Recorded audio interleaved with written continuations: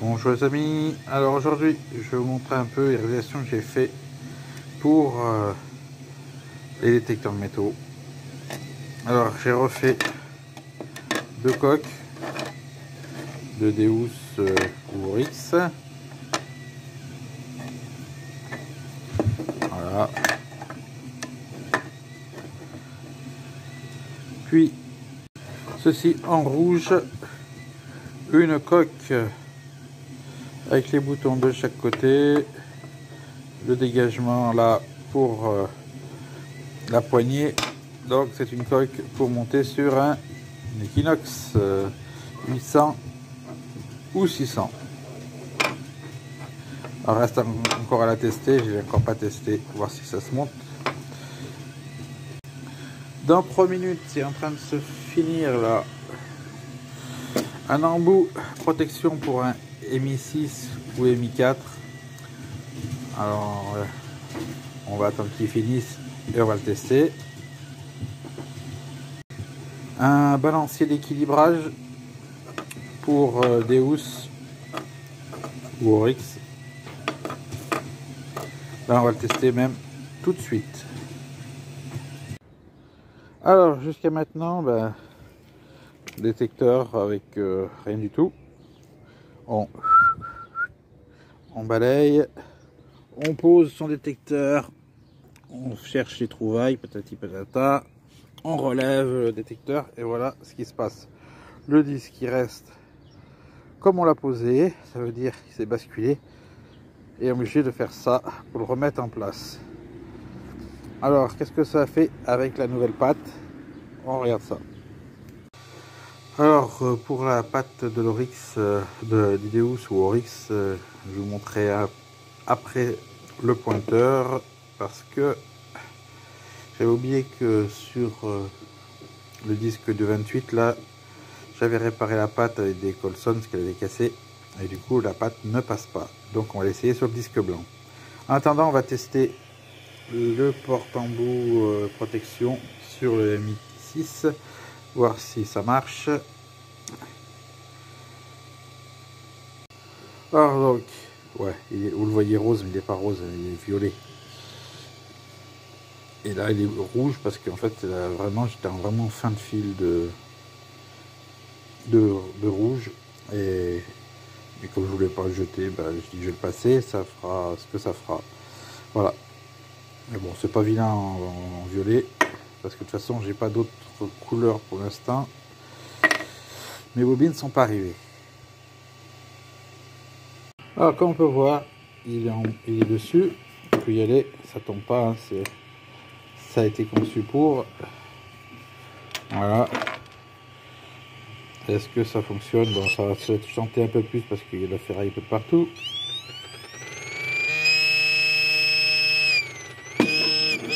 Ah ouais, on peut chercher, hein, pas de problème.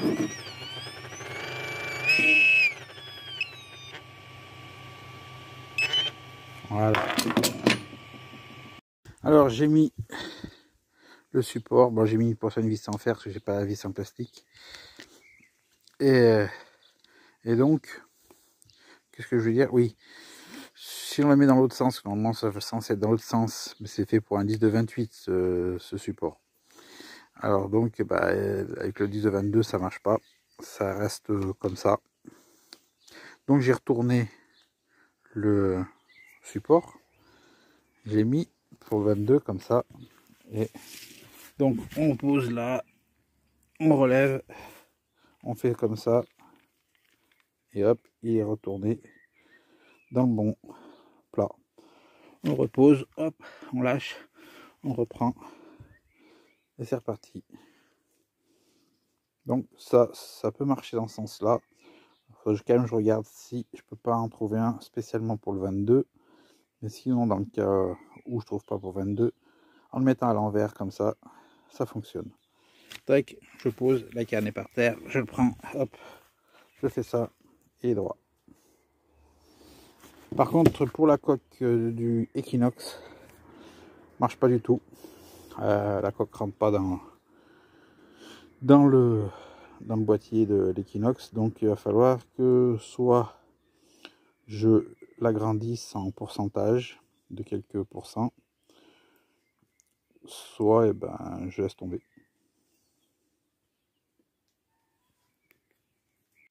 Alors comme on peut voir, j'ai refait la coque de l'Equinox. Donc bah, c'est pas une couleur, hein, c'est pas rouge, c'est couleur un peu gris changeant. Et donc vous avez ici l'emplacement des boutons de chaque côté, là et puis là. Et donc on peut voir que si on appuie, ça fonctionne. Tac.